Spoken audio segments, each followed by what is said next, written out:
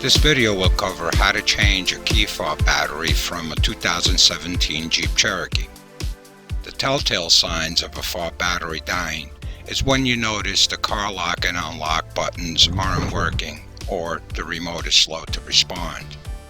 It requires a small battery. This one takes a CR2032. Many models like this Cherokee have a message on the cluster that warns if the key fob battery is low. So we have the new battery and need a flat screwdriver. Start by removing the emergency key from the key fob by holding the spring-loaded button and pull it out. Insert the tip of the flathead screwdriver in the gap near the mechanical key slot and gently twist it to pry it open. That will lift the frame enough so it can be pulled off all around. There's one more frame, just pry it on one side and it comes off.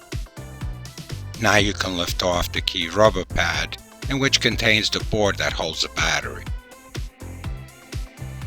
Take the board out of the keypad. With the help of a small screwdriver or your fingernails, slide it out. Insert the new battery, making sure the side with the plus sign is facing up. Now place the board back in the rubber keypad with the buttons facing down. Then place it back in the casing.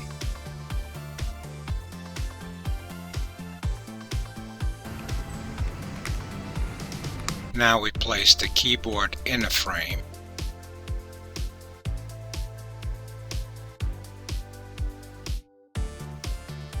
And last, reattach the outer frame.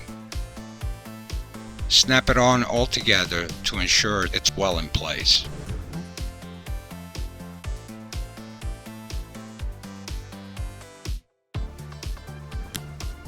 Finally, reinsert the mechanical key.